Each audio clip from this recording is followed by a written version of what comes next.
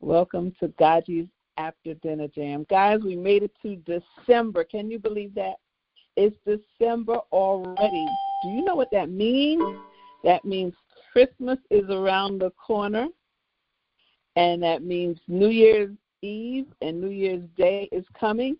And beyond that, it means it'll be time for the inauguration, the new administration, which speaks to our issues.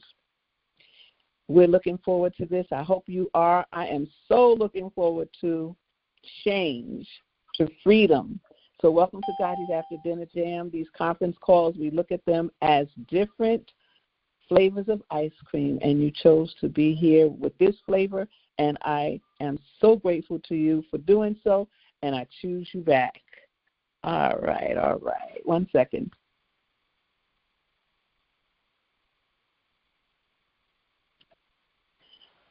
Things are getting serious. We're getting closer to D-Day, and D-Day for TIs is the day that the weapons stop assaulting us remotely, stop assaulting us electronically. D-Day for TIs are when those with V2K hear nothing at all. D-Day for TIs is when we walk outside and guess what? Nobody is following us. D-Day for TIs is when our conversations are private once again. When our devices and our electronics operate just as they are supposed to operate. Whose device is operating properly now? Who's hacked? Who's not hacked? TIs, we know that that's like targeted individual program 101 when our devices are hacked. Oh, what a darn day D-Day will be for TIs. In the meantime, I'd like to speak to the Christians for a second because guess what? Today, GoGi goes gospel. This is First Fruits Tuesday, and every First Fruits Tuesday I give to God. So I'm going to say to the Christians, pray without ceasing. The good book says some things come through prayer and supplication. Since things are getting so serious, we have to give up things. Maybe we have to fast a day, or maybe give up a favorite food or a favorite beverage or a favorite activity. After all, how important is this freedom to you? How much do you really believe that God is the answer, that God can show up and show out in your life? For listeners who are on the fence, you're not sure, or you're just living in the gray area, just playing around, there are two kingdoms, the kingdom of God and the kingdom of Satan. It's just black and white, no other colors, no in between. It's light or darkness, good or evil. The fence is falling. It's crumbling. It's being destroyed. And so that means it's time for you to decide which side you're going to be on. Unbelievers, you've already made up your mind. Some shocking things are about to go down. Might change your mind. Jamsters, continue to prepare for D-Day. Preserve yourselves and pray for us all. Our story is being told all around the world. It is a historical time, and it's happening as we speak. So the hand of God is putting things in place so that by the time the time of God comes, it will reveal His wisdom, His power, His omnipresence, and most of all, His unconditional love for us. So let's not blame Him for what's happening. Yet some people do. But guess what? If it weren't for Him, evil would have destroyed us a long time ago. I'll repeat that. If it weren't for God's love, if it weren't for His presence, if it weren't for His existence, evil would have destroyed us a long time ago. We would have all taken the jab, and the humanism plan would be in full effect, but God. But God says, no, you will not control my creation. No, you will not destroy that which was wonderfully made by me. But God says, no. Wait for it, because it's about to go down. All right, so that is my little spiel for today. I hope you got something out of it, and I hope that you have made the decision to move forward in Christ. All right. The question for tonight is, what does gaslighting mean to you? It's a word that we use. In the program, we have our own vocabulary. If people listen to T.I.'s talk, with a little tinfoil under our hat and with a little bottle of water or water bag here and water bag there, probably something leaking somewhere, and, dressed with all kinds of stuff on to help shield from the remote assault, they would kind of look at us strangely. And if they listen to our vocabulary and listen to us speaking, they'll wonder what these words mean. Gaslighting? Oh, yeah, he was just gaslighting me.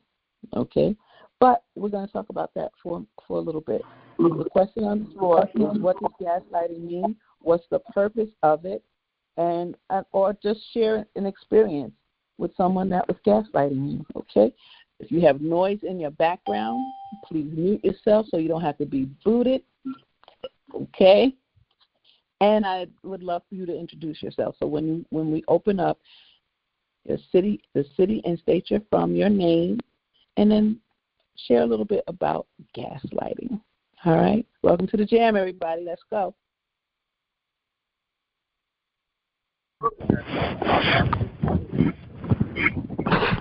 Welcome to the J.A.M. Somebody has a little noise.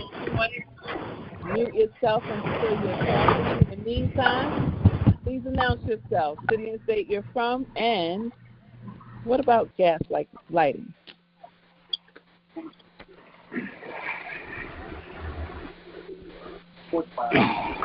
How many do you got? New job. Welcome to the J.A.M, everybody. Anybody want to announce themselves tonight? Hey, GoGi, it's Dr. P. Dr. Pimenta. Hi, Dr. Pimenta. So glad you made it on the call tonight. Thank you for being here. Well, thank you for having me.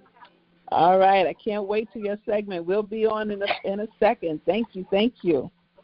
You're welcome. I'm going to mute myself again. All right. Thank you for being here. All right, guys. Welcome to the J.A.M. If you'd like to make a comment about gaslighting, please announce yourself, or if you just want to say hi, just say hi. Constance, Arizona. Hi, GoGi. Hi, Connie Love. How are you? I'm blessed. Gaslighting. All right. Gaslighting to me, thank you.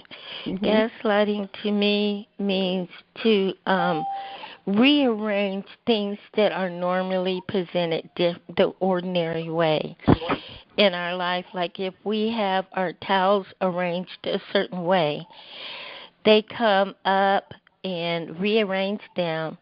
So it puts puts us in a state of mind as, I don't remember doing that. Why is that? Put us in question of the things that are happening in our environment. So gaslighting means to me is reorganizing a normal situation in our life, making it questionable. Okay, absolutely. Thank you for that. Thank you, Constance. Always glad to have you here on the J.A.M. Anybody else? Hi, GoGi. This is Donna. From Oregon. To me, gaslighting is when you're interacting with someone and they are very reaffirming or unaffirming and try to make you doubt what you say. Okay. Someone's playing music. Thank you so much. Go ahead, Donna. Okay, so they try to make you doubt, okay? Similar to the feeling it's the same feeling that Constance was sharing, to make you a little anxious or apprehensive about your surroundings and stuff. So they say something to make you doubt. Thank you for that, Donna. Thank you. Thank you. Anybody else? Anybody else? Mr. Try to hunt. Who knows now? Hello?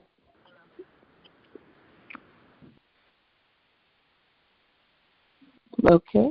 If not, we're going to close down and get ready to deal with the issue on the table tonight.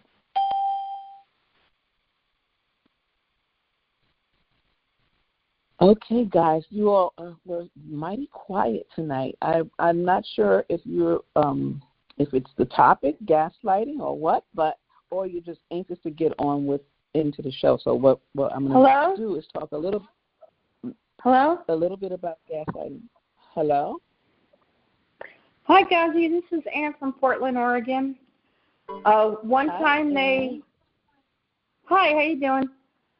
One time I had gone away for a week from my home, and I made sure all the doors were locked because I was going away for a while. And when I came home, the front door was wide open. Wow. And I knew I'd locked it. Right. Well, we do know that the government criminals do break and enter into our property and do things while we're gone to make it better so they can assault us, or to like you say, move things around, or whatever their intentions are.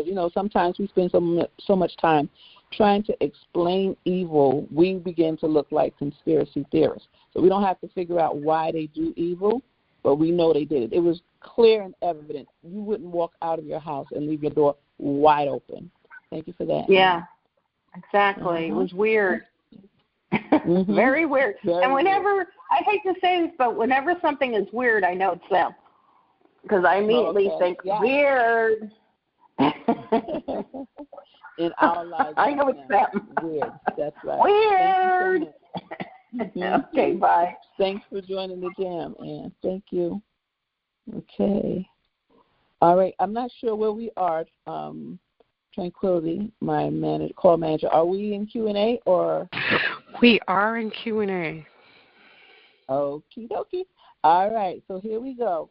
We are getting ready to deal with a very sensitive issue, and it's the issue of PSYOPs. One component of the program is definitely the PSYOP component, and they love to deal with us psychologically and emotionally, and they love to do things like put colors, like play with colors. So for most of the time, everything you see will be like my colors are orange and lime. So I'll see a lot of orange. Somebody have an orange hat on, an orange vest, and orange. I saw this guy. He was, dressed with his family, and he was very conservative. Family looked very conservative, and he had on a bright orange pair of pants. Like, I know he wouldn't have had those on typically. He was, he was a part of this color thing. And then there'll be, orange gloves or just anything orange, or lime green truck, as I'm driving. So they do colors, they do different emotional things. Gaslighting, people will talk to you about, they'll pretend they're helping you and they're not, or tell you that you're going to have to do A, B, C, and D, and it's not true. Anything where they're playing with your emotions and trying to make you anxious about something by distorting the truth. That's gaslighting. So there's the whole psychological component. They monitor and they watch and observe us. That's part of the study. That's part of the research. And I hope there's a dollar amount to this. So I'm saying to you, even though, we document concrete things, also document the gaslighting, also document the colors that you see when you see colors that are abnormal and they're doing it. Also document any kind of any of the psyops, because those kind of psychological gains are causing us to stress, and there should be a dollar amount put on that, so that when you have this documentation, you should be compensated for it. So today is really, I asked my mentor and someone I look up to in the field of psychology and psychiatry to come on to talk a little bit about the incident that happened with Dr. Black. And if you all know that Dr. Black came on last week, Dr. Millicent Black, and she was detained on an involuntary hold when pursuing just an emergency room visit for stomach pains, and she was detained and held, for observation or evaluation. And as a result, the community was up in arms because she's a minister.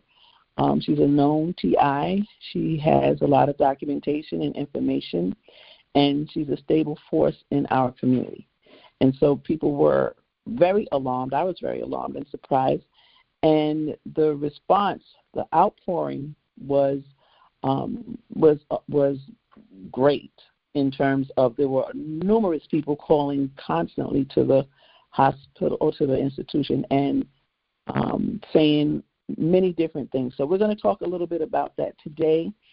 I asked Pimenta to come on and share some information, and I also asked J.A.M to come on and share a little bit of her story with her voluntary stay in a mental institution. So we're going to share in both respects. Let me see what time it is, and I'll show you what we're going to do first. I think I'm going to ask J.A.M to come on first, and then we're going to have Dr. Pimenta come on, and then I'm going to see if Dr. Black is around. So I'm going to ask J.A.M if you would tell us what motivated you to sign yourself into a mental institution. And by the way, you all know, if you know J.A.M, she helps in the background. So she has often shared different news media stories with me so that I can present, and then she has played them and has done so much for us with graphics and flyers, and she's just really an activist at heart, and she's a targeted individual. And I'll let her tell whatever she would like to tell about herself and what motivated her to sign herself into a mental institution. Hi, everyone. Thank you, GoGi, for that beautiful introduction. I hope everyone is doing well, or as good as we can, considering the circumstances, right? So, yes, my experience was completely voluntary. And the reason being was because when I ended up in the hospital, I was actually not feeling well, I started to explain, because, of course, I thought I could trust the nurse. What led me even to the hospital, let me back up a little bit, was that I noticed my targeting. I mean, at the time I didn't know what it was, but I noticed just a lot of people following me. Now, this has happened at least for over 2 decades for me. So having people like follow me, take pictures of me, etc., I've become like used to. I am a whistleblower, so that became like something I just got used to. But my targeting must have increased because it was obvious. And I was like, OMG, like, what is going on with my life? Like, what's happening? So that's what, increased my anxiety. And long story short, I started having, like, even more headaches. And I ended up at the hospital just because I physically wasn't feeling well. I started expressing, my concerns and things to my nurse. And then I eventually got to the point of explaining to her about the targeting. And, She's like, okay, would you like to speak with a therapist? And of course, I was like, I'm fine. Like, that's not the case. I'm telling you, something's really happening here. And I don't know. I honestly took that as a challenge. And I said, you know what? Yeah, let's do it.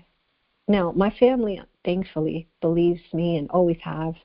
But it was also a way for me to prove it to them if at any point they had questions. So I felt like this was a great opportunity. And so that's exactly what I did. I voluntarily chose to go into a behavioral center. And I write about this in my memoir, which releases, it's scheduled to be released January 20th. It's titled God's Token, Devil's Target. I talk about my whole entire experience being targeted and as a whistleblower, because that's how I believe I landed on this list.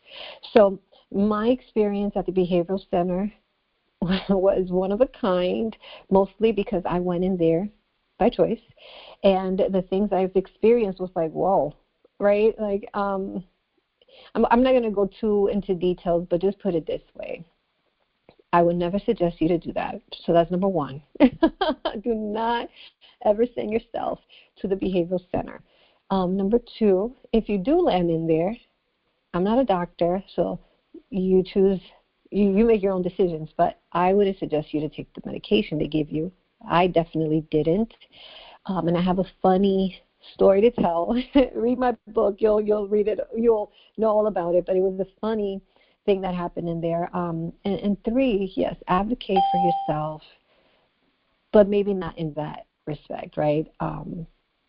There's other ways to go about, proving your point. One thing I do want to add is that, sorry, I just drew a blank. You know how that goes. It was my birthday weekend. It was my birthday weekend. So what a birthday gift to self, right? But guess what? I was released, and both psychiatrists signed off like, she's good. She's fine. She's more than fine. And I'm like, I told you so. So, yes, granted, I proved my point. But again, don't send yourself to the behavioral center. Thanks. Okay, so your advice is not to do it. Very interesting, but it worked in your favor. Let me ask, okay, and the medication, how did you avoid taking the medication? So I wouldn't call it avoid necessarily, because of course you have to do it in front of them, right? And again, I don't suggest anyone to do this. I don't advise anyone to do this, right? So what I did was I would put it in my mouth, and I would slide like on the side of my teeth, on the upper, left or right, with my tongue. I was able to tuck it. So when they said, like open your mouth to like validate that you actually like swallowed it, I was able to still open my mouth and act like, yeah, it's down, like it's gone. Then I would rush to the bathroom, and then I would spit it out. So I never actually took anything. Wow, that was great. You're fortunate, because I think in this case, which I can ask to be sure, but sometimes they give an injection, and when you're injected, then you're forced to take the medication. So you were fortunate enough to be able to get rid of it. So that's very interesting. Thank you for coming on the call, and I will, when your book is out, I would love to have you back, and we can really go in depth about your experience and some of the things that you share in your book. Would you like that? Would you be able to come back with me? Absolutely, of course. I can't wait. I can't wait to share it all with you and our community. Absolutely, I'll be back. All right, fantastic, G.I. Jane. Thank you. All right, so we're right on time for Dr. Pimenta. Dr. Pimenta, thank you so much for joining the call. It's a very important issue to TIs, and I just wanted to state that Dr. Pimenta is not only a psychiatrist, but she's also a nurse practitioner with years in the field. She's very experienced and seasoned, and she's also very familiar with the targeted individual program, being a TI herself. So she's, in a good place to help us and to understand us. So one of the biggest problems, as we know, in the field of psychology and psychiatry is that professionals are not aware of the program, or they do not consider it in their evaluations, which is why we get, classified so severely. So, Dr. Pimenta, I want to first welcome you to the call again. Thank you. Okay. And I wanted to ask you a few questions. I know that we said we were going to limit our time because it's late in the hour for you. So what should a person do if they were forced into a mental institution for psychiatric evaluation or observation? What do you think they should do? And this is such a huge question. So I want to remind everybody of what this whole program is. Fortunately, you asked about gaslighting, because gaslighting is a big part of this program. And what these evil people are trying to do is to cause harm or discomfort, embarrassment, so that they can get a response from you. And they also are trying to get you to behave poorly or to behave differently than you would normally behave, so they can turn around and say, see, this is what we said they did, and look at what they're doing now. So, it's important to know that this is what they're trying to do. Now, should you ever be involuntary held in a psychiatric unit, it's called a 72-hour. It's a hold where they have to determine, are you a danger to yourself or others? And at that point, you are court-ordered to be there, and you're technically a ward of the state. And the law states that if you are held against your will in a psychiatric hospital for 72 hours or longer, they label you as a mental defective or mentally defective. So I want you to keep that in mind. I don't want you to, just keep that in mind. So if this ever happens, the biggest thing you can do is to stay calm. And I'm going to tell you why. And it's easier said than done, but you have got to stay calm. When you're excited, your speech is louder, your speech is pressured, your thoughts come out a little bit disorganized. So what they're going to label it as, your thoughts are disorganized, you're having flights of ideas, because you're emotionally trying to prove that you're fine, but it's such a shock. So the key is to stay calm so that that behavior doesn't show up. And the other thing is, don't try to convince everybody that you're being targeted, because either they know about it, and I'm going to tell you, there are people in psychiatric hospitals that absolutely know that you're targeted, and they participate in your targeting. But anyways, instead, you want to say things like, I don't understand why I'm here. Please explain to me why I'm here. Ask if you're free to leave. Ask how long you have to stay there. Ask what the process. I like those questions. I love those questions. Can I leave? Right, can I go? Do I have to stay? Do I have to stay? And here's a big one. What is the process of removing this involuntary emergency admission from my record where I'm not a mental defective? You want to know what you ask these questions. This is showing them that you are informed, you know what's going on. Another thing is you want to tell them, I want to speak to my advocate. Because you're a ward of the state, they give you a lawyer to advocate for you for free. And wow. So you talk to your lawyer, and then your lawyer use that person to reach out to either an attorney that's involved or somebody involved in the targeted community that can educate this attorney. Now, love it. You do not ever want to start saying anything about, I'm going to get back at the cops or anybody who put you in there. Okay? You don't want to get back at them. You don't want to get even with them. You might think it. Don't ever say it. Right? Yes. You get set up. They set you up. They set you up with a social worker, the crisis team. So you can think it, but really try not to even think that as targeted individuals, because I'm targeted as well.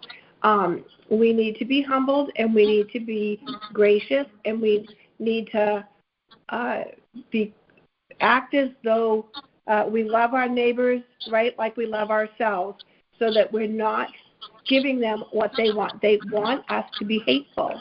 They want us to be violent, okay? So the language that you might want to use was, there must be some misunderstanding. What I said is this, or what I did is this, okay? I love it. And I'm going to tell you, I did a consult for a targeted individual who was involuntarily admitted, and that individual was very smart. They were consistent, and everything that they said was consistent. And very smart was there was a misunderstanding. I never said that. This is what I said. I don't know how this got misunderstood. So the good thing was it was consistent throughout that hospital stay.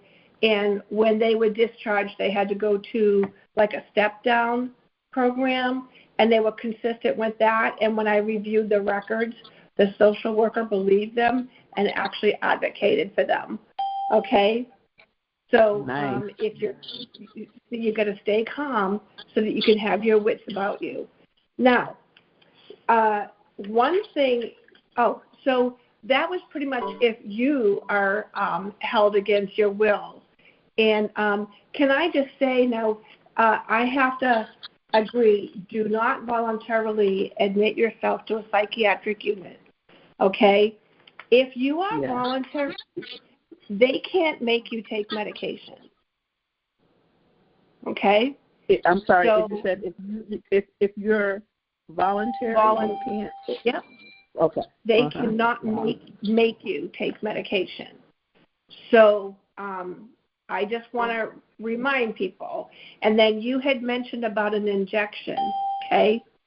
Well, if you're getting an injection, first of all, you're there against your will. They're not going to give that injection to you unless you're acting out, and you're most likely going to be restrained, possibly in 4-point restraints. This is why it's so important that you stay calm and don't give them any behavior that they can interpret as you being aggressive or threatening, okay? So, and then the last speaker talked about advocating for yourself. Yes, absolutely advocate for yourself, but you have an advocate that you have access to. Call that advocate as soon as possible. And now I'm going to kind of jump to the next thing that we wanted to talk about was, what if somebody that you know is involuntarily admitted? What are some of the do's and don'ts? Yeah. So this is key, okay? People should not be calling the hospital, the doctors, the judge, the staff, the police, or anybody. You don't want to do that, because we, again, as a community, we need to make sure that we're not doing anything that they can point their finger at us about being bad or deserving of what's happening to us. Okay? don't call the hospital. What you need to do really is, and they do this with large families. We do this in my family. I have a large family. If somebody's in the hospital, we have one person who communicates with the hospital and the doctor, and that person communicates to everybody else. Because if everybody's calling to get information or even calling the person who's in the hospital, it's a lot. It's overwhelming, and it actually can be a bit destructive. So just have one person as a spokesperson. I also do not recommend that anybody goes to the hospital, the court, or the police station to do a protest. This is not the time. You want to keep the excitability down, right? You want to stay calm also, and you want the targeted individual who's being held against their will, you want them to stay calm. So you don't want to do anything that's going to make them get excited about it. So you don't want to be an aggressor. But you do want to, here's some do's, and this is very important, and I'm assuming that this happened. You do want to get your phone, your email, or your text group for support and for communication. So get the word out to as many people as possible. But there still has to be one person who's going to be the one to communicate with the hospital. And then other people who are in the list, assign responsibility, because many hands makes the work smaller. So you're going to want somebody to communicate with a human rights foundation or an institution, right? You're going to want to have somebody talk to an attorney that's familiar with the targeted community or the targeted program, because when the TI uses their advocate, they can say, oh, here, you can talk to Attorney Joe. Here's his phone number. He's familiar with this program. And they're going to work better attorney to attorney. Okay? And you also want to make sure somebody is reaching out to the appropriate people in the targeted community. I'm going to mention a few. Now, there is a lot of these references, but I'm going to mention the ones that I'm more familiar with. TargetedJustice.com, the Allen Institute, or Targeted Massachusetts, I think it's .org. And there are several international programs for those of you who are calling from other countries. There are international agencies just like Targeted Justice, I believe. And I'm sorry I don't have all the names of everything. So those are the points that I had written, and I'm sure you have questions. Yes, I'm sure there are questions. Dr. Pimenta, I missed the third one, targetedjustice.com, the Allen Institute, and what was the third one? Oh, the Allen Institute is actually part of Targeted Massachusetts.org, I think, and that's Frank Allen. And he has two things. He does a radio show, and he also has the Allen Institute for Human Rights.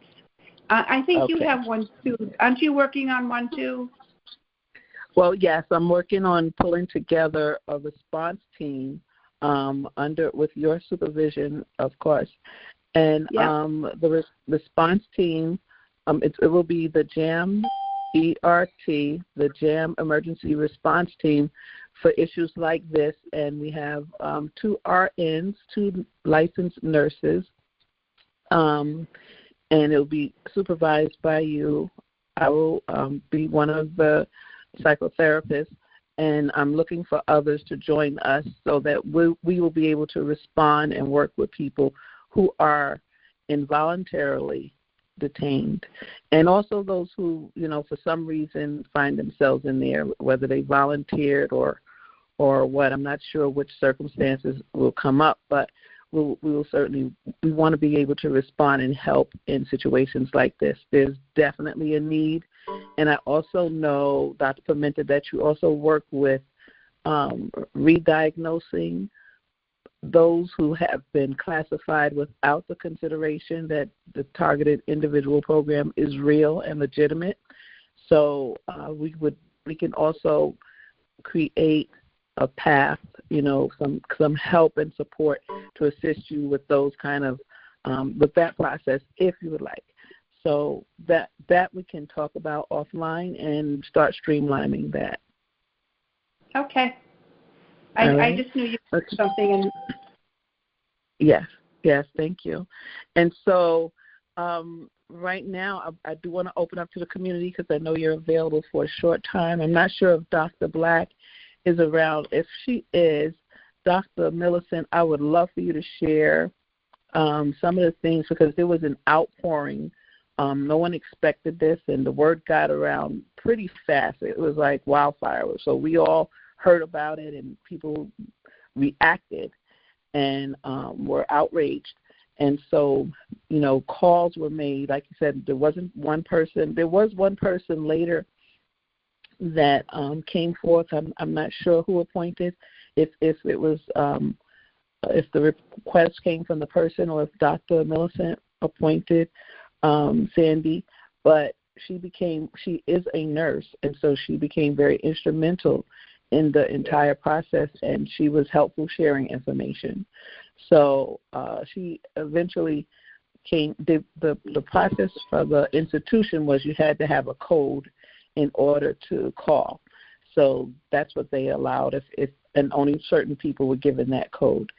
So, and then, but there was an email thread, and there were calls that were made. People had the phone number, so it was very interesting. And I'm not sure how helpful it was. I think that it is important to let the person know, of course, if they're loved and that we know that they're going through, what they're going through. And it's also important for the staff to know that this person is not invisible, that they do have a support system.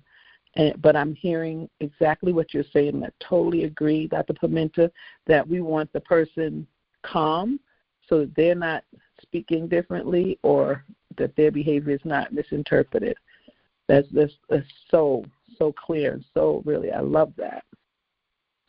So we're going to open up to the community unless you had a few more things you want to say before we do.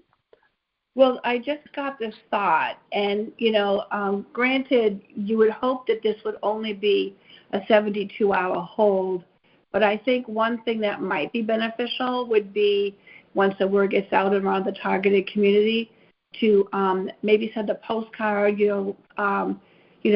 thinking of you, nice things for the individual who's in the hospital, because that is a very passive way of letting the hospital staff know that this person has people behind them.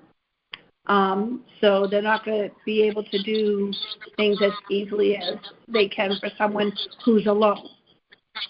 I love it. And that could be something that the J.A.M. puts on the list, send a postcard. So right away we send one or two, even if you get a lot of postcards, it's different from getting a lot of phone calls. So it's, it will really let the person know. Send some flowers, send the postcards, send, I don't know if you can send a basket, but I love that idea. Mm-hmm. No, I don't. You would have to check. I don't know if you could even get flowers.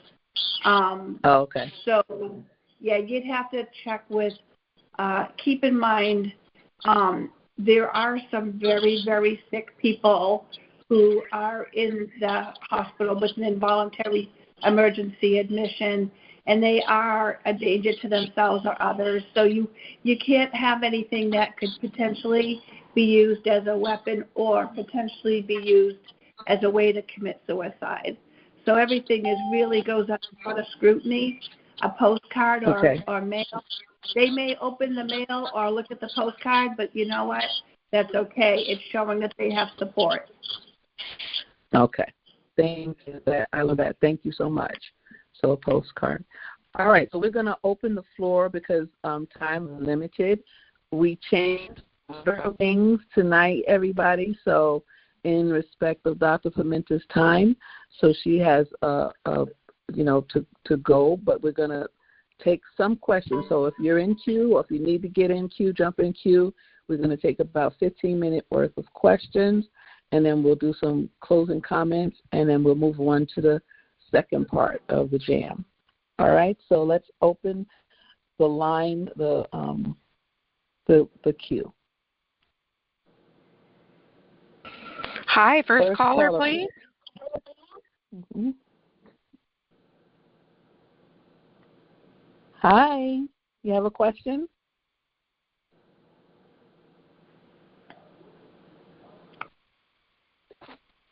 Who is that, Tranquility? Hi, Simon, you're up first. Simon? If not, we can move to the next caller. Okay.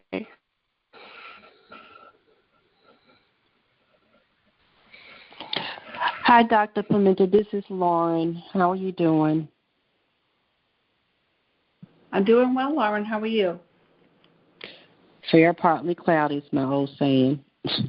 Okay. I talked to you the last time that you were on GoGi's show, and I was telling you that I was not, I'm sorry, I was not able to retrieve my medical records, and I'm still not. Since then, I have hired my own medical doctor who happens to be a psychiatrist, a medical doctor, as well as a holistic doctor. And she was telling me the possibility of what I really already understood is that when a doctor puts something in your medical records and it makes it appear that you are, I guess, a threat to yourself or maybe others perhaps, that they can keep you from getting your medical records. And I have a strong suspicion that this is what's going on.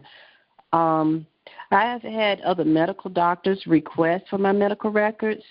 They will not even send them to the medical doctor.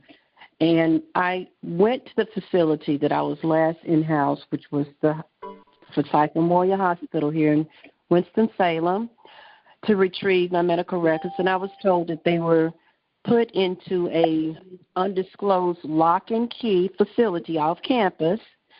And I couldn't understand what that was all about, and I asked for contact information to call that facility. And when I did call that facility, I spoke with a representative who, long story short, said that a medical doctor says that you're not supposed to have your medical records. So, okay, keep in mind that I – excuse me? A question about I'm sorry to interrupt you, but we have 15 minutes. So is the question about if she's allowed to have your medical records, if you're allowed to have them, or what is the question for Dr. Pimenta, please? Just never mind. Forget the question. Okay, Lauren, I'm sorry. But your medical records are yours. And unless there's a court order to seal them, I don't see how they can keep it from you. But I think that might be something to ask part of your J.A.M. ERT as far as legal goes. Can they hold your records from you? Okay. You said to ask legal? Yeah. Ask an attorney if that's legal. Yeah. I don't think they can do that. They're her records. Mm-hmm. Right, exactly. I've heard that. Medical and as well as mental health, they should yes. Release them to us. Okay, I just know that we have to keep moving. So, your question, Lauren. Next caller, please, guys. Please try to make it as quick as possible because we only have a few more minutes. Go ahead, please. Hi, I just want to know what's the procedure for refusing medication. So there are a couple different things. Even though you're an involuntary emergency admission, you still are allowed to have autonomy.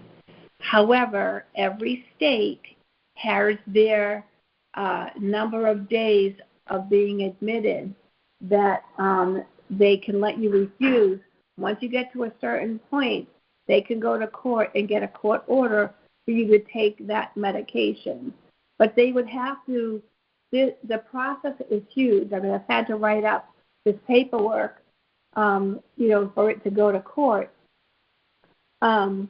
So, but hopefully they, if you're in the hospital involuntarily, you're not in there that long for them to make you have to take the medication.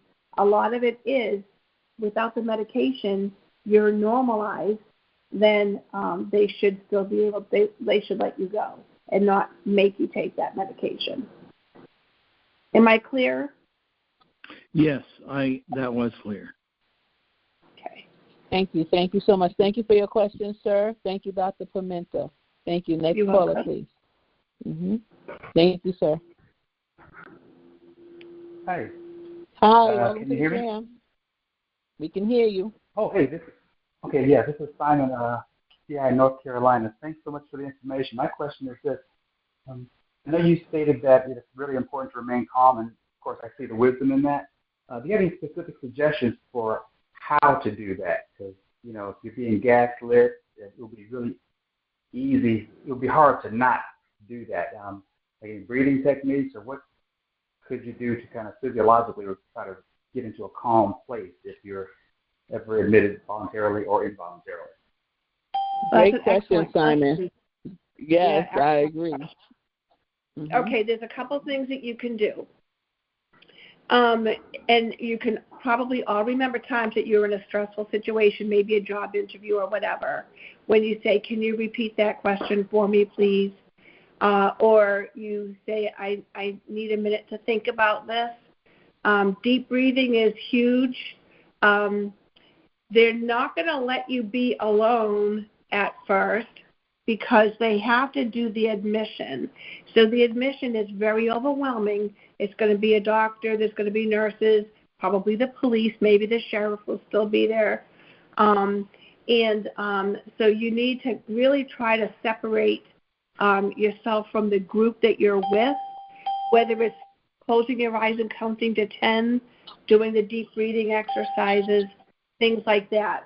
The whole thing is I don't know if any of you, if you meditate and you use a mantra, and in this particular situation, your mantra is going to be, I need to remain calm. I'm not going to let my emotions go. I need to remain calm. I'm not going to let my emotions go. And you say that to yourself until you can feel your heart rate coming down, and then you can start answering questions. They'll give you a couple of minutes to calm down. Okay. Thank you for that, Dr. Pimenta. Love that, Dr. Linda. Okay. Thank you, Simon, for your question. Next caller, please.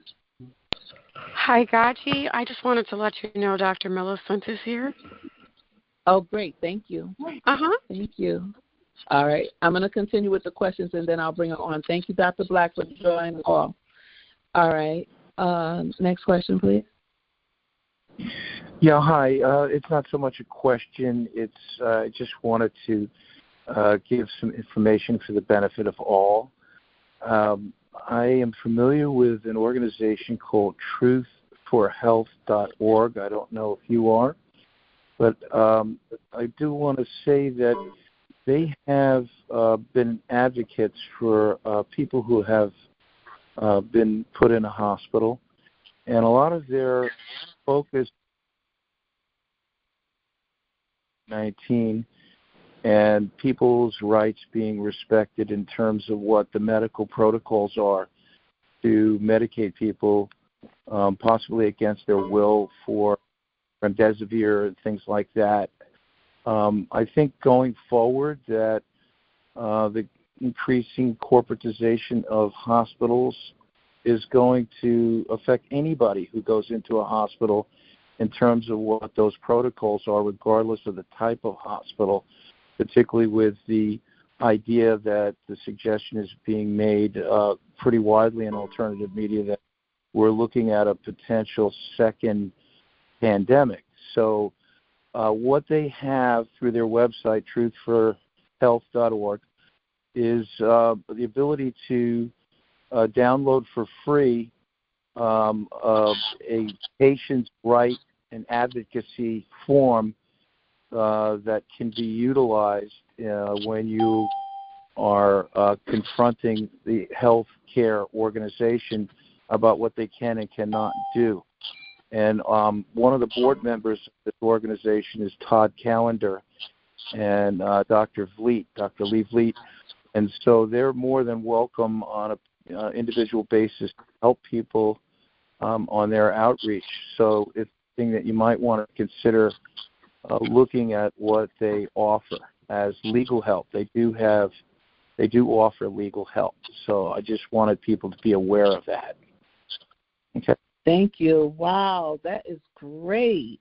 What's your name? Yeah. My name is Doug. What's your name? Doug? My name is Doug, yeah. And I've also been involved in the TJ meetings related to Morgellons and been speaking on that. But I haven't touched upon this.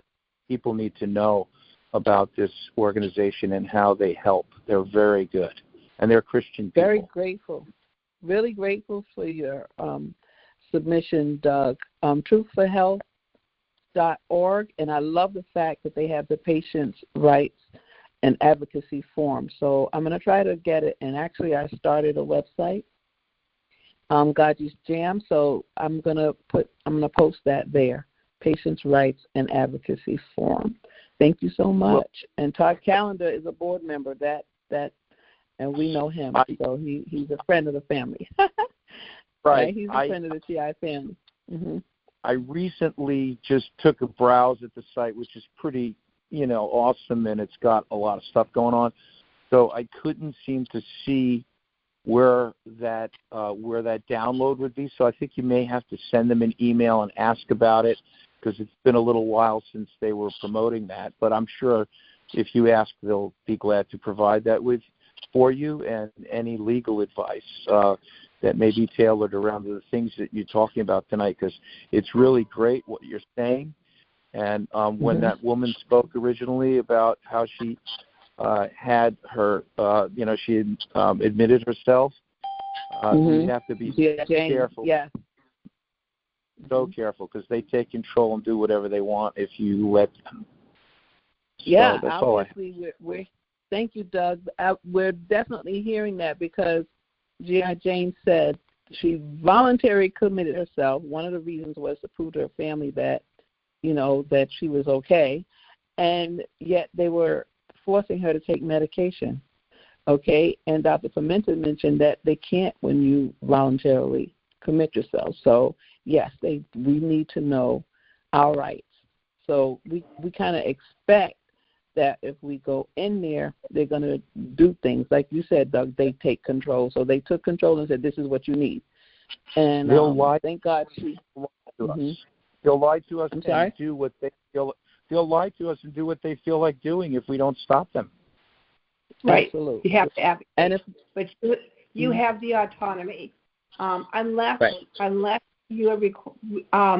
if you are aggressive and threatening and they put you in restraints, then they have then they have the ability to give you an injection. But other than that, even involuntary admit, you can say no.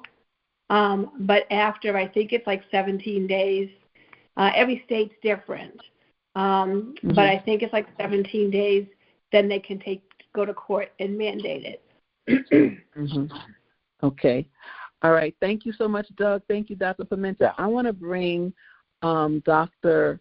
Millicent Black on before you have to leave, Dr. Pimenta, so that you'll have a minute or so with her.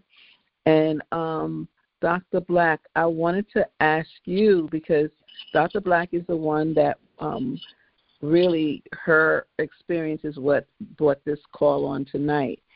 And one of the things, Dr. Black, I know there was an outpouring of love, which you called bittersweet last week, and I would like you to share some of the bitter and some of the sweet with us. And if you have a question in particular for Dr. Pimenta, please do ask. Dr. Millicent, are you there?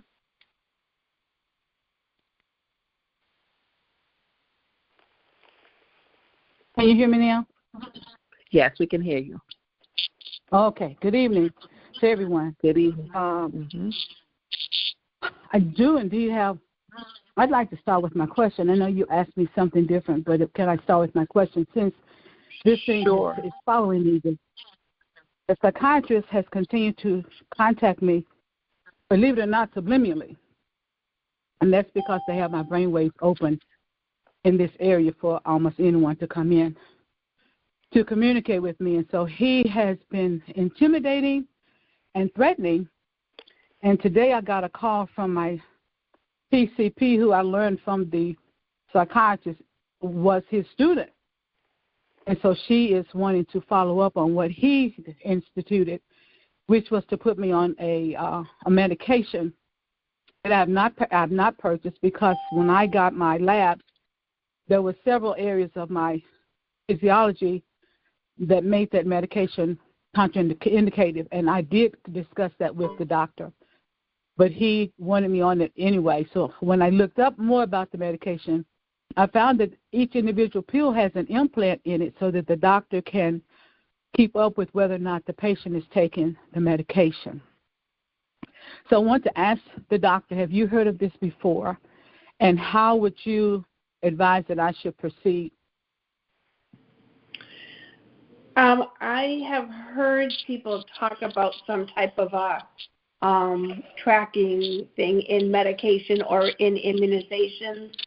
I'm going to be totally honest with you. I personally have never seen it, and I used to do research, medical research. But I'm not saying it didn't happen or it isn't happening. I think the biggest thing they're going to do is they're going to monitor: do you have drug levels of that medication? Is there evidence that you're taking it, and are you refilling that prescription? But you still have autonomy unless you're court ordered to take it. I was not court ordered to take it. In fact, I was released the day before court. But the point is that it's contraindicated. The first thing was not to be given to people over a certain age, and I'm 71 years old now. The second one was, the first thing on the list was kidney, liver. Well, I am being monitored for kidney damage from implants in my kidneys. Yeah. And so I've been being seen by nephrologists for several years. And then the pill itself can make the blood sugar go up 3 points, and I've been pre-diabetic for over 10 years. And so I discussed all of this with the doctor once I got the information sheet on the drug, and he did not choose to change it or take me off of it. Now, get this, he only gave me a 5 milligram pill, which is the dose for a child. So I didn't need it. He just had to give me something. Is that a medication that begins with either a Z or an O? It's Abilify. Abilify, okay. You don't want to take that medication if it's contraindicated. I would have your primary care or even a PharmD, a doctorate in pharmacy, have them look at what medications you're on and maybe your labs, and they can say it's not safe for you to take that medication. But they have you on what's called an antipsychotic. That's what that medication is. Wow. Okay. Right. But I presented to the hospital with pain in my abdomen and lower belly, and I have been being used by a local group in placing femoral lines remotely. I learned in my research that femoral lines are used for death row people. And these women have been sponsored by some grant to remotely place these lines, and so they've been using me for the guinea pig. And I presented to the hospital in late October with what they documented as abrasions on my right arm, and ethanol was found in my system. So this is what got me sent over to a psych hospital. The second time I presented to that same hospital, a physician's assistant sent me over. So all of this is just a big political mess.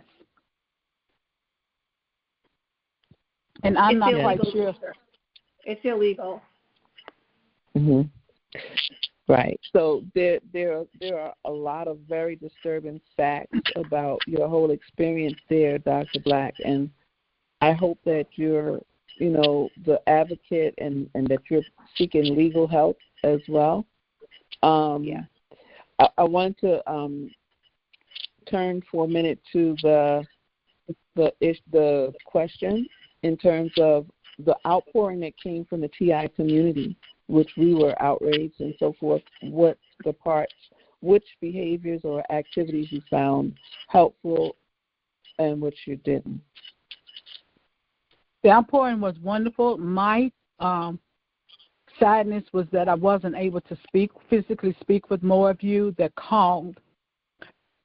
The part that put a hiccup in the plan was that there were one or more people who made the employees at the hospital feel threatened, at which point then they took all of my phone privileges away, with the exception of contacting my two daughters, and there were two other people that I given permission to talk with, the social worker.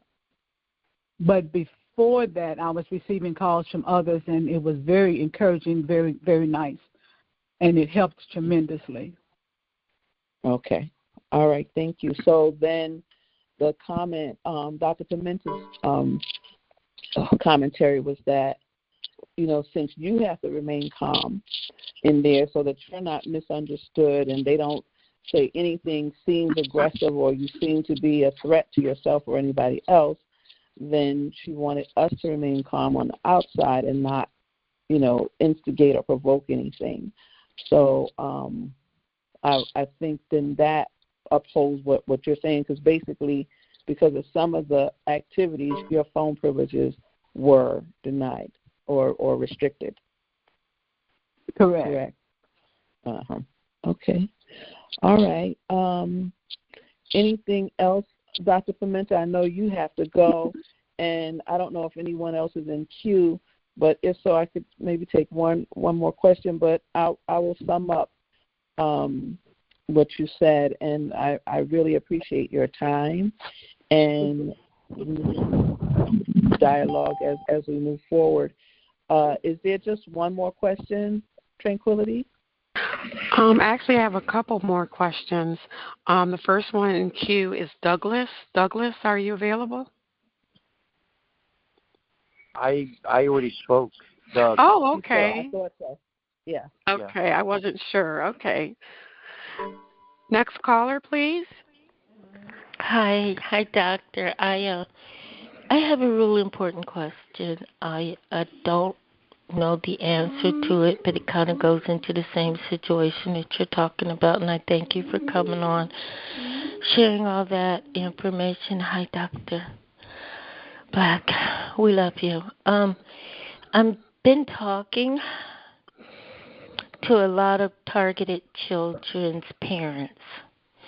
There are a lot of disabled as well as normal acting children that are targeted that lash out in public. So I want to ask you, what can us as parents do to make it look as normal as possible and make it look like our children are not under severe targeting when we're in public? How do we do that? I'm not sure what the level of the child is, but I believe in consistency. So using the same phrase like, Johnny, we're not going to do that. That is harmful, or that hurts somebody. But I don't know if the child would understand that or not. But you want to always, in a very kind voice, be consistent. I would say, if possible, to remove the child temporarily from the public until you can get the child to calm down. And like they have that at my church. They have it's called a crying room. And, you'll hear a baby that starts or a kid that starts acting up. The parent will take them there and then come back out in a couple of minutes. And so if that's possible, you can try to do that. The other thing, too, is I'm not sure in what public venue you're talking about, but kind of like at a grocery store, a department store, in a mall. So you don't want to. If you don't, Constance, can I give a little background? Is it okay? Yes. Okay. So, Dr. Pimenta, first of all, it's a great question, and I totally get it. Constance is legally blind. She has a disabled daughter that she takes with her most places. So she whether it's on the bus or in the grocery store and so forth. And so the daughter can, especially if she's being targeted, act out or make noise, and it could be misconstrued and can cause some kind of bring attention to her. And I guess she's asking what she can do, and she's very good with her. She's the comments that you just made, she speaks to her like that, and she's really good with her. But with the targeting, sometimes I can imagine the difficulty. Yeah, I think another thing that a parent can do would be, thank you for letting me know that you're not happy, or thank you for letting me know that you're. So again, what the world is seeing is the compassion that you're giving, because when they see somebody else giving compassion, they're more likely to have it as well. Thank you. Thank you. You're welcome. So God bless you. Thank you. Yes, God bless yes, you. Thank you so much. Yeah. All right, we're going to continue in this vein, but Dr. Pimenta, I wanted to release you because you did let me know. I know you're at least 10, 20 minutes over your time. So I do want to thank you for coming to the TI community and sharing your expertise and your love, and for helping in the way that you can. God bless you, and I thank you so much. Thank you. Good night, everybody. Good night, Dr. Pimenta. Okay. Doctor, may I ask a question? Is the doctor open for clients outside of her area? Right. Mm-hmm. Yes, she told us before how to reach her. I can share that information with you, Dr. Black. Okay. All right, thank you. All right. Dr. Pimenta, thank you once again. You'll hear from Dr. Millicent Black. Okay, I think she's gone. But okay, so I'll share that information with you, Dr. Black. We'll take a few more questions on this, and what I'll do is just jot down the questions, and then we'll get into the news. We changed our format for tonight in respect of Dr. Pimenta's time. And forgive me if I didn't send you the number for tonight. My communication system is down, so I'm using a different phone that I'm grateful to be able to use, but I'll work on that. All right, so any further questions? Any questions in queue, Tranquility? Yes, you do have another question waiting. Okay, let's take that last question, please. Actually, you have two now. Good evening. Okay, good evening. How are you? Good evening. My name is Shirley Andre. I just wanted to introduce myself as a targeted individual. This is my second, Tuesday attending. I'm just happy for the information that was given out about the Allen Institution. I am from Massachusetts, and I'm happy to know that they do have a Massachusetts targeted program. So I will be reaching out to them, and I just wanted to introduce myself, and wanted to be part of the community. Thank you. Thank you for being here. Thank you for choosing the J.A.M, Shirley, and welcome. I hope you come back again and again. Thank you. Next caller, please. Hi, GoGi and group. This is Ronnie. Ronnie. How are you? I'm doing good. I have a question for you, or either a comment or question. I know that she mentioned how you get placed, because when this all started happening to me, I was asked by my lawyer did I want to go on into to be an evaluation, which because of my education experience, I know to stay calm and to refuse that. But many people get placed in that at the first part of this program. So I don't know if there's anything that you can do to help assist people to know what they need to do when this first starts happening to them, because you're confused, you don't know what's going on. It happens to you, and you just get drugged down a path because people are not believing things are happening to you, and that's the first thing that they're thinking, that something mental may be going wrong with you. So any suggestions you have for, and I know you have a few new people on here, for them? Well, let me ask you this, Ronnie. Your lawyer asked you if you wanted to volunteer to be evaluated, and yes. And is that correct? Okay. Yes, that's correct. And what made you say no? Or I'm assuming you said no. Yes, I said no because the investigator that I had helping me told him things were happening to me.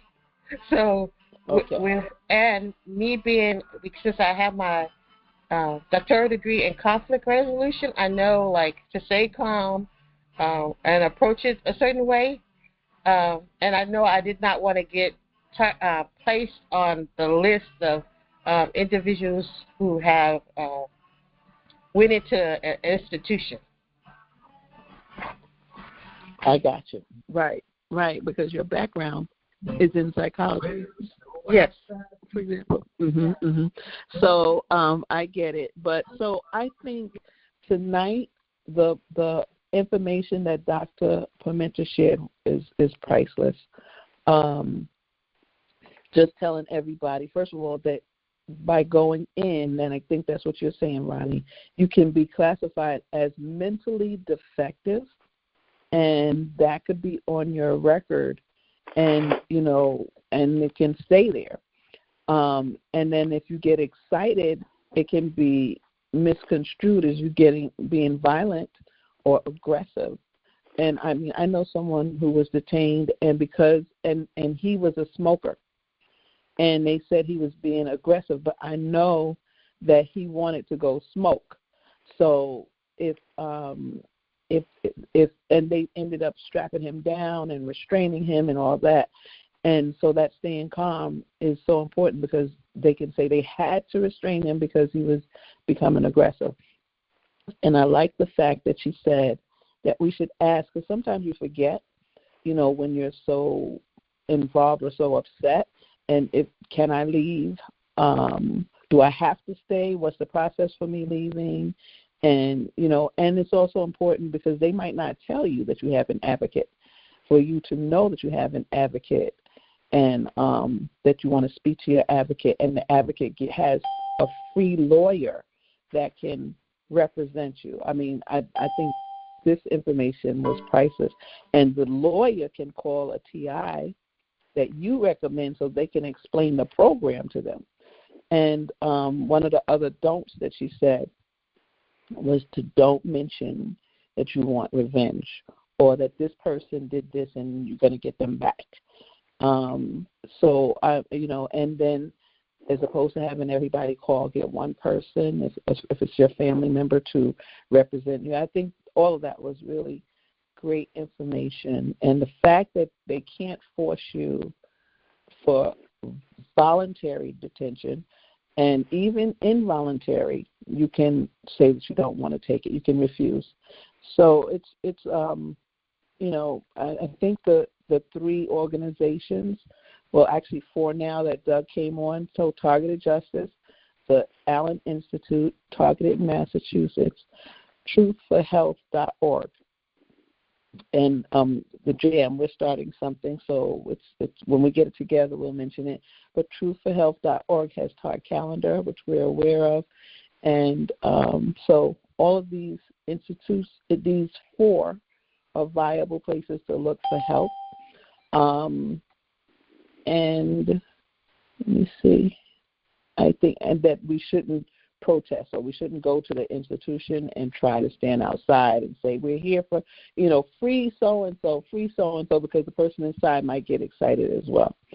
So I think it was very good advice. And Ronnie, thank you for your question, and which is leading to these answers, which is what we would tell someone that's considering going through this. So thank you for bringing that up. Thank you for joining the J.A.M and for your support. All right. So if we don't have any other questions, I'm going to go to the news. I only have 1 or 2 items to share. GoGi, you have one. Ask Lady T. You have one more question left. Yes. Okay. So let's do that. You. One last question, and then we're going to go right into the news. We only have a few items tonight. Go ahead, please. Yes, please. My name's Nano. My real name is Joe, and I was wanting to speak about quite a few topics. There was a bunch of issues brought up, but the first issue would be, as Dr. Black had went to the hospital because she was being targeted, and Lord knows when you're being targeted, you're trying to seek refuge and stop it and report it and do everything in your power to make it known, expose it.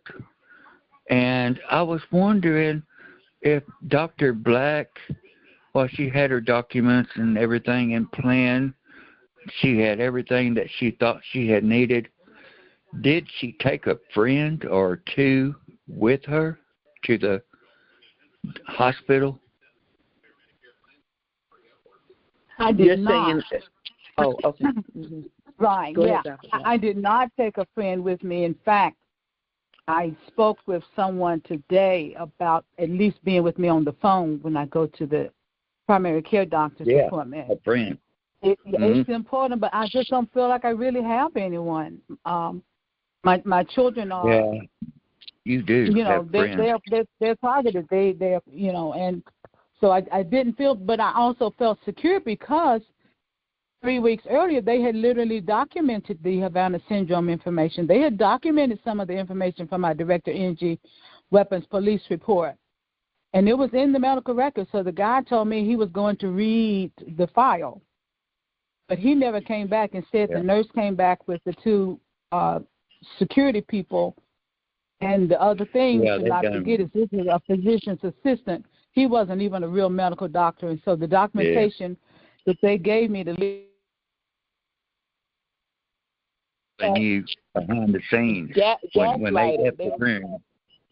Yeah, they were gaslighting, actually. They were acting like they were taking it seriously and maybe not. Perhaps they were gaslighting, which is the word that we talk about. Dr. Black, when you had said you don't feel like there's too many friends that you can really depend on and trust, I could tell you for a fact of being in the community since 2007, and then I started some conference calls in 2009, that, and I heard hundreds and thousands of testimonies in 7 years, that I could tell you got friends, and you can find them within PATS International. That's a real group right there.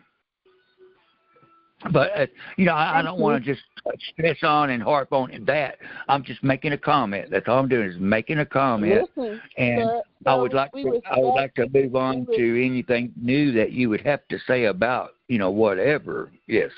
We respect. No, thank you for saying that. I've actually been a part of PACT. I actually started off when it was Freedom in 2005. I just didn't think at that time about getting someone on the phone. But I do know now, I've been in the ER before, and I've contacted GoGi just to let someone know I was there. But I wasn't expecting what happened at all. But yes, sir, I will definitely get someone on the phone in the future, and maybe 2 people. And also, we can use, just for our own information, we could use our FaceTime or Messenger camera so that we can have someone that literally can see what's going on. I think that will help us a lot to be more secure. Oh, yes, I love that, Dr. Black. That FaceTime, to a camera to see what's going on, they need to know you're doing it too. That's real important. Right. Mhm. Mhm. And sir, we thank you for your comments and your that's very important. That was a great question, like taking someone. And the sad part about it is, I know Dr. Black has family in her town, and the town knows her, but she's still alone. And then the love that was the outpouring of the love came from all across the nation. Like, people were in Alabama and in New York, and I mean, everybody was calling, and I was just outraged. And really, what I had wished, I had wished that Dr. Black, before she had done what she was going to do, I wish she would have sought the assistance of the community. That I think she would have got more of a reckoning than she had ever experienced in the past because of what she was fixing to do. And I think she would have got an outpour of help from all of the community, no matter what group they are in, that they would try to help and lead and guide her in the right path that she needed. But she needed to take a friend or two. I would have had to have had a friend to go with me, because they will lock you up if you go by yourself, and I know that for a fact. Right. Well, right now we are encouraging people, number one, and I know it's a hard thing to do, but to group up and even live together, to have each other's back. I mean, because when one goes out, someone should be staying in the house. The fact that they break in our homes is utterly ridiculous, and it's utterly true. And they should not be invading our private spaces like that. So we encourage people to live together. We encourage people to go in twos to legislative offices. But I understand Dr. Black's point in the fact that, number one, she had been there before and had documented proof from her body and from her test results that there was poisons or something was going on with her. And so she thought this was a follow-up, and she was gaslit. They pretended they were listening, pretended they were getting the more help, and they were not. So, but, sir, it might be, like you said, an eye-opening for us all. And sometimes when we're going and we just think it's the normal course of the day, or we're just going for something common, that we should tell somebody. And let's be supportive to one another with that. Mm-hmm. Do you think that if Dr. Black or anybody that was going to go to the doctor and take documentation, do you think if that they got some help, like 1 or 2 people, within the community that really knows what's going on, do you think that this is a throwing it up in the air, that they would detain everybody that went with you? Because we're all crazy. It seems like, I'm just understanding. You never know, sir.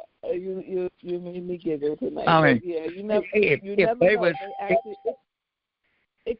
they was to incarcerate 2 or 3 of us that went with you, the whole community comes storming down. They break the doors down, and the whole community will say, "No, there's no way this can happen, because we are united. We are one within the community." And as we send 2 or 3 volunteers knowing what's happening, and they lock all of us up, man, we're coming down there, and we're going to demand you release these people. You know what, sir? Let me tell you what you reminded me of, because, and then we're going to close in for the news. But I was watching the New Zealand people the indigenous people of New Zealand respond to a bill that's being presented that stamps on their rights and a previous agreement from their forefathers and the governance there. And I'm telling you, they were outraged, and they were, storming the place. And it reminds me of that. And if taking in a whole lot of us who go in to help one person gets the response that we need to get from this TI community, then so be it. Because TIs, we have got to stand up. When I watch these people, is it called Midori? I can't remember the name of it. I'm going to get the name of the people, but it has when I see how they stuck together and bond together for their rights being trampled on, I ask, where are we? Where are the TIs? We can't any longer have 10 people here and 10 people there and 20 here and all. We need to show that we're being hurt and we're supporting one another, and we have to raise our voices. There are opportunities coming up. Yeah.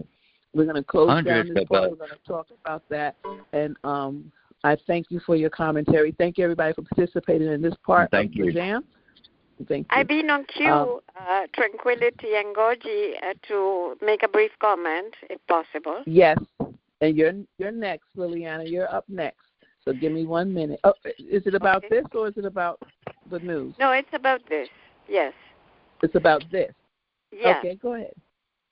I was transported by force in an ambulance to a hospital when I reported to the police that and showed them in the area that I've been harassed by drones and aircraft that were attacking me with these directed energy weapons.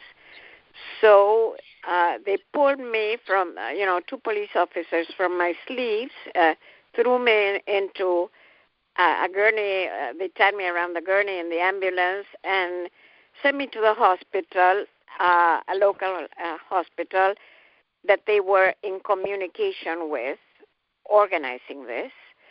And I told my neighbors, because I made such a scandal when they carried me, I told a good neighbor of mine, please call the attorney friend of ours in the community and tell him to get me, to pick me up, and I won't say a word to anybody when I'm there. So that's what happened. He arrived half an hour later.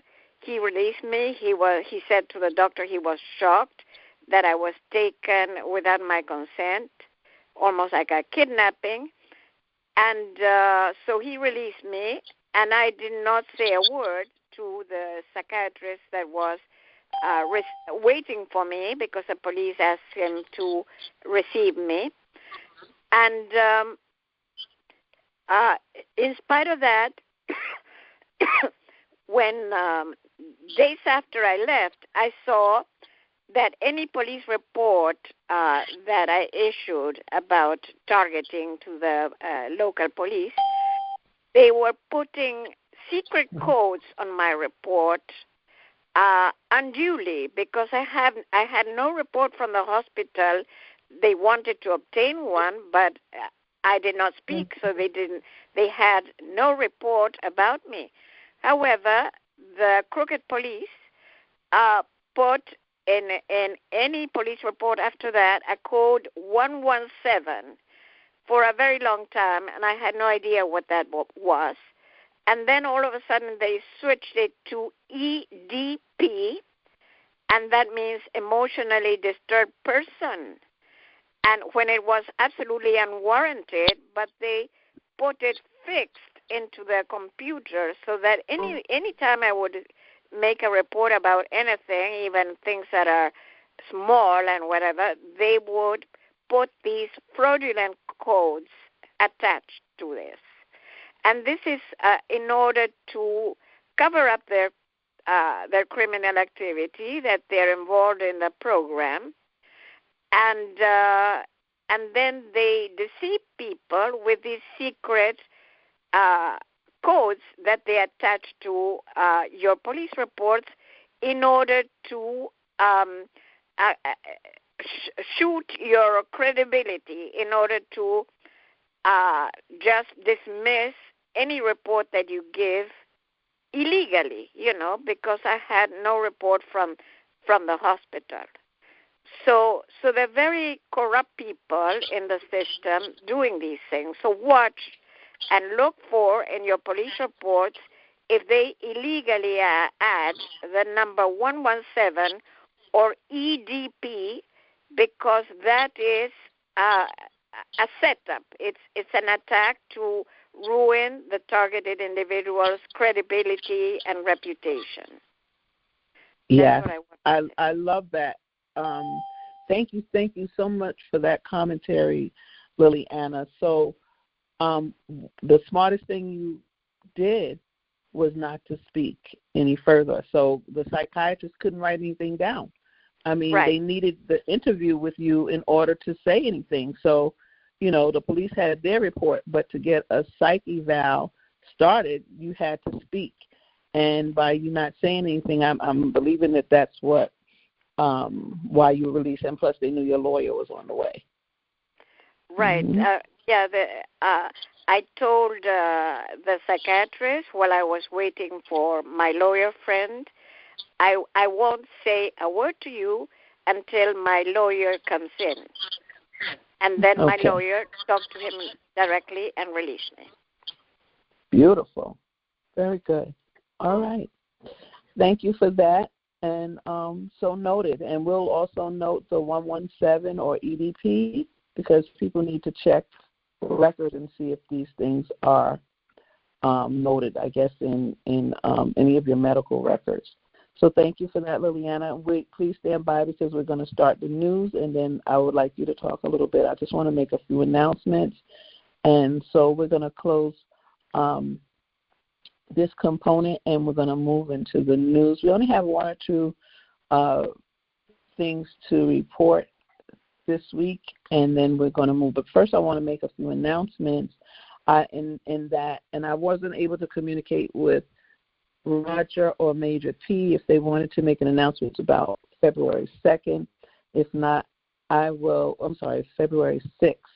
I will make one myself, and that is that on the 6th of February, we are looking for people to go to their capital and raise awareness about the targeting program.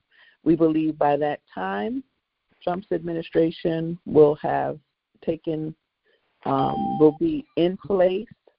The inauguration is January 20th, and so we believe that his people will be taking place by the 6th and working, and we want to make sure that we're like number one on the agenda. We know that he has a hefty agenda dealing with all of the corruption that he has been talking about, including us, and so we want to make sure that there's some urgency, that they understand that we are concerned and, just a peaceful demonstration that we're here, we're concerned, and we want to make sure that our issues are addressed.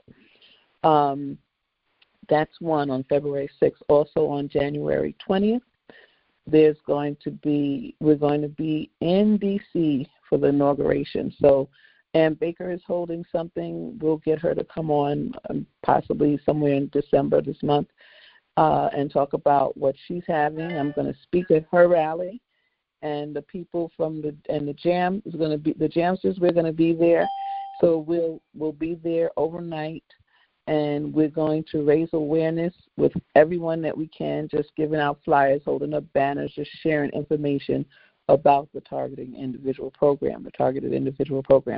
So we'll be there for the inauguration, and we hope that you will come out, join us at the inauguration, and also go to your capital on the 6th. We need to have as many people in each state as possible.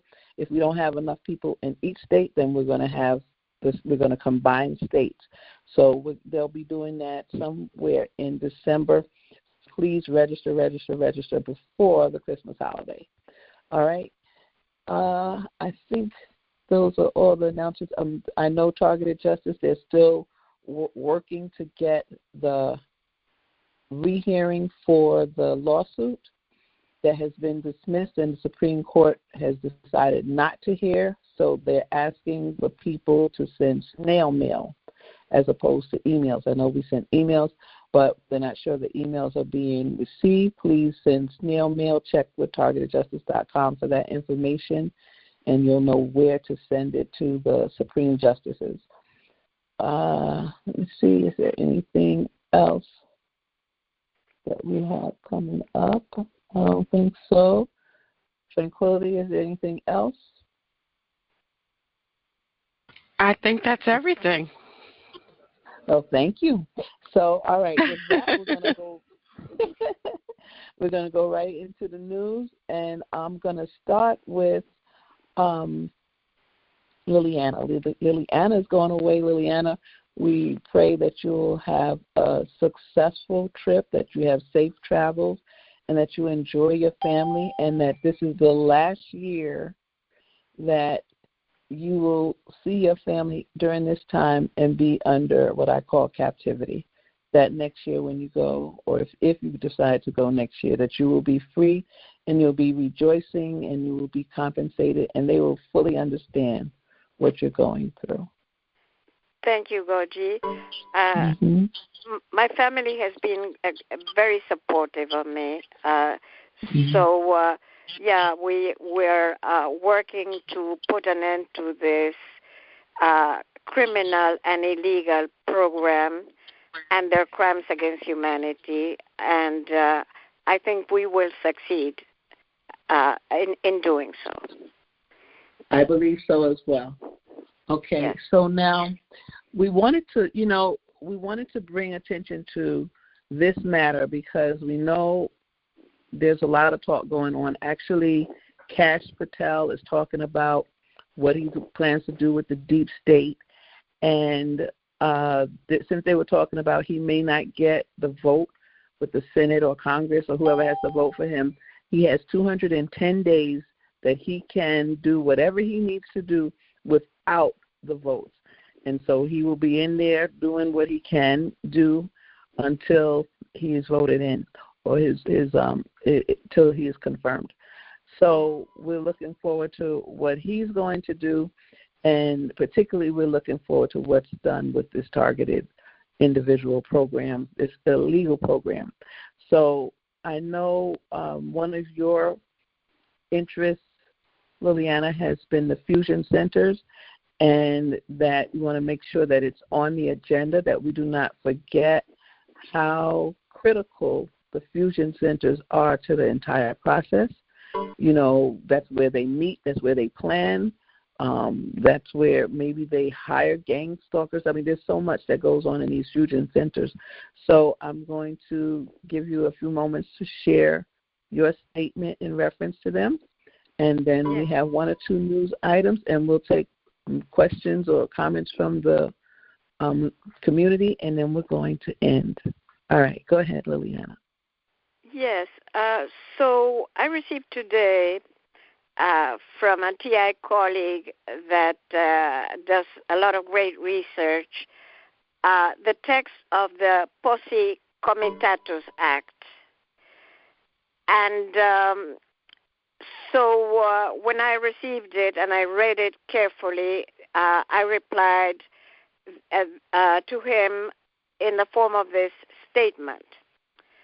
And I said, by virtue of the Posse Comitatus Act, the military are prohibited from operating in any domestic law enforcement issues. The Posse Comitatus Act originally included the Army and the Air Force, but since 2021, it has added the Navy, the Marines, and the Space Force. This is federal law for the military as a federal entity, prohibiting them from conducting domestic law enforcement operations. Only the National Guard can be called for domestic law enforcement by the governor of a state at the state level, and that would include the Army National Guard and the Air National Guard. Fusion centers have a liaison officer within them who communicates with the National Guard in both of these branches, as reported by Washington Post journalists Priest and Arkin in Top Secret America. This was a full investigation in a series of reports that they conducted for the Washington Post in 2010, and which led to the publication of a bestseller book by the same title. This means that fusion centers at state level are the entities responsible for the Army National Guard and the Air National Guard operating militarily in domestic law enforcement through the liaison officer within the fusion centers who communicates with them. This obviously goes against the substance, intent, and content of the Posse Comitatus Act, which prohibits all domestic law enforcement operations in the United States by the military, including the Army, Air Force, Navy, Marines, and Space Force. So since the opening of the fusion centers after the Patriot Act, they created this loophole through the fusion centers to enable domestic law enforcement by the military at state and local level in violation of the federal Posse Comitatus Act. So this is what really enabled military participation and military assaults against civilians with military weapons of war in the targeted individual program against hundreds of thousands of American civilians, causing Havana syndrome brain lesions and neurological damage to civilian victims against the Constitution and the laws of the United States. So yes, fusion centers are key to the commission of these crimes against humanity in the United States through their leaders and components, including contractors, and through the action of their liaison officer who communicates with both National Guards, giving them instructions to attack civilians covertly and without due process and without the intervention of the judicial system. I knew that no judge and no court has the authority to order the commission of crimes against humanity, not even the FISA court, in violation of the U.S. Constitution. So we see that fusion centers are committing covertly these crimes illegally and criminally through the above-mentioned loophole, but it is still against the law and in violation of the United States Constitution. I agree, I said to the TI who sent me this, I agree with you that fusion centers operate like an organized crime criminal entity, and they must be completely dismantled all over the United States, all 90 of them, so that they would not be able to further continue with their crimes against humanity, attacking, torturing, and maiming civilians in violation of the Constitution and the laws of the United States. let the incoming elected administration look into all of this and restore the Constitution and the laws by shutting down these covert centers and examine their accountability over crimes against humanity committed for more than 20 years. On Thursday, I'll be reaching 21 years as a victim of these heinous crimes. That's it. Thank you. Thank you so much, Liliana, for bringing our attention to this, to the fusion centers. And as you mentioned, this is the creation of them also creates a loophole against which goes against the posse, which was created a long time ago in the 1800s. Actually, it was reenacted in the 1950s and most recently in 2020 or 2021. Yes. So it is still active. It's still, on the books, and yet the fusion centers create a loophole that goes around this and allows the military and all these agencies to bond together or fuse together and act against us.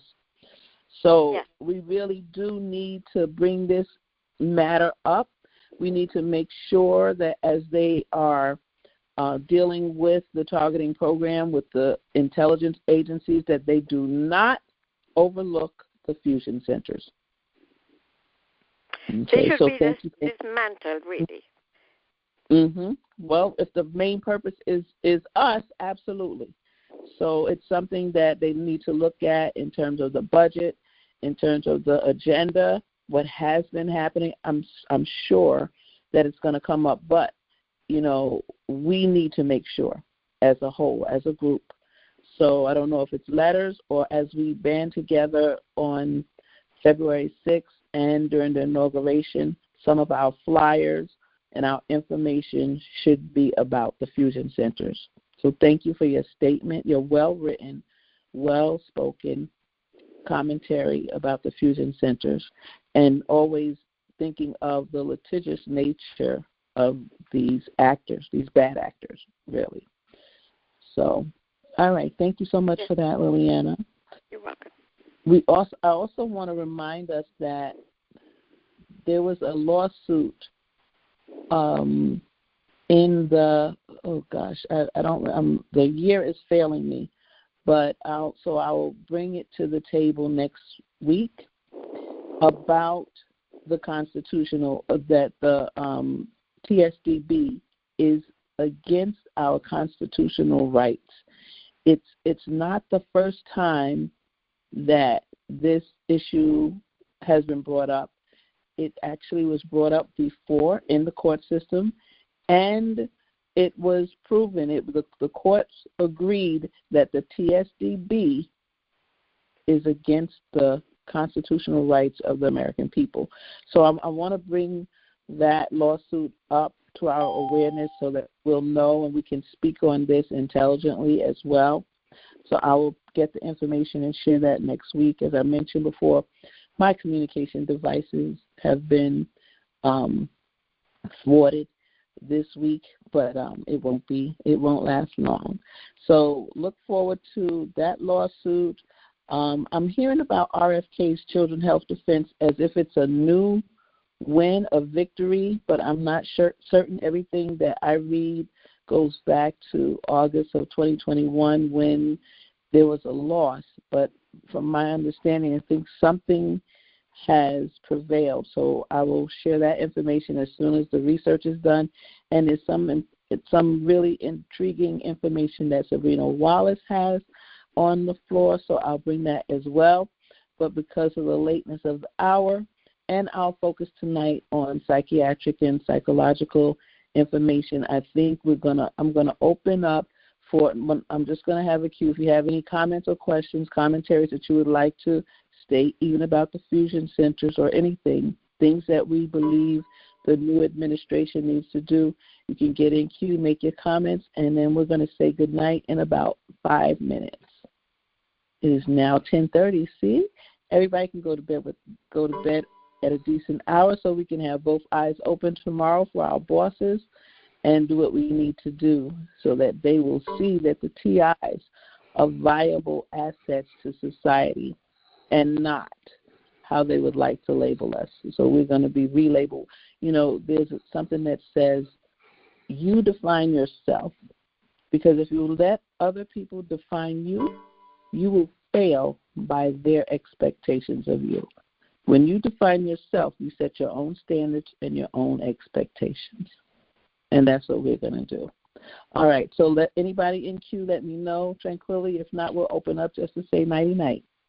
Yes, we do have a couple callers in queue. So first right, caller, please.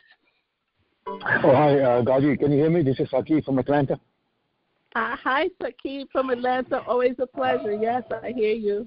Yeah, just a comment on the earlier topic. I thought about, I'm not sure the feasibility of this, but you guys can discuss it. Does it make sense to have a doctor who is a TI have something on a doctor's letterhead that TIs can either carry or have an image on the phone that can be shown in a case where the hospital is trying to take you to a mental situation, like something. So that's something that says this person is under care for evaluation of Havana syndrome with certain things. So please do not take that as a mental or disturbed person or emotionally disturbed person. So that can be helpful, just showing it in that situation. You have to ask something from a doctor you might want to see, and that should alert them that not to take any action. Along that, they can also have something possibly, if needed, from Anna Toledo's, like a lawyer's letterhead, that this person is going into this, and there are possibly something being addressed in the court for other people in this situation. So please do not take that as a mentally disturbed or emotionally disturbed or unstable person. So those, just the doctors alone, I think, could be sufficient, as long as we have a TI doctor who can provide that as a letter on a letterhead that TIs can have them printed out, or as an image, if needed, possibly lawyers also. That's what I have to say. I'm not sure it's feasible, but if it is, you guys can discuss internally to see what the pros and cons are. I'll go back on mute. Thank you. Thank you. Thank you so much, sir. Always appreciate the pearls that you drop. And that's a great idea for TIs to have a packet, some kind of psychiatric related packet. And I think the most important thing to be a part of that packet is a statement that acknowledges that V2K exists and electronic assaults. I mean, it's very difficult to put out there, but let's think about that. Like you said, we may need to have a discussion offline and then be able to discuss that and bring that out. Thank you so much, Sakib. Next caller, please. Hi, GoGi. This is G in Virginia. Hi, G in Virginia. I'm calling to see if Liliana, that was a really, really precise, perfect letter that Juliana just read. Is it possible to get a copy of it? Is it, or is she just sharing it, or can we use that letter? Is it possible? Yeah. Hi, G. I authorize. Go ahead. I authorize. Thank you. Where can we find that, Juliana? I forwarded a copy to GoGi. Did you get it? Did you receive it? I did receive it, and I did read it. So I'm going to put it on my website, G, GoGisJam.com.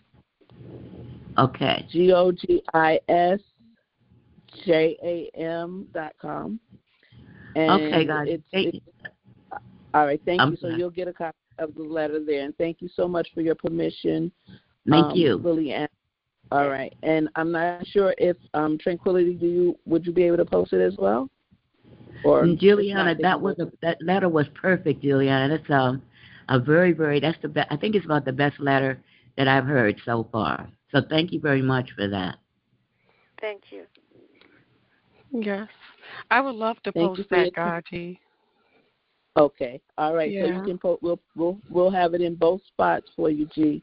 That'll be on TI Events, and it'll be on the GoGi'sJam.com as well. Okay. And thank you, because boy, Liliana, that was a good letter. If we got G to speak, I haven't heard her in months. Thanks for joining the jam. Thanks for your support always, G. All right, next caller, please.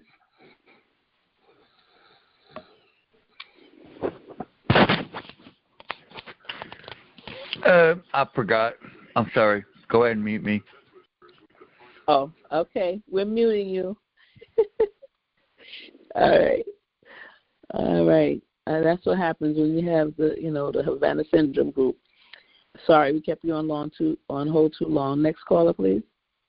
All right, let's open up, guys, and say good night. Good night.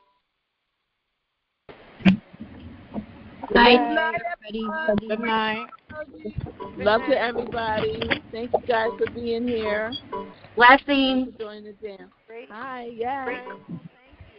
Thank you for that information. Good night, everyone. Good night.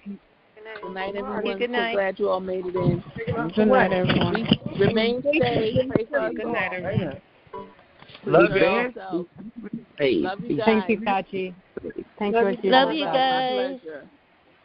Love you guys. Love you.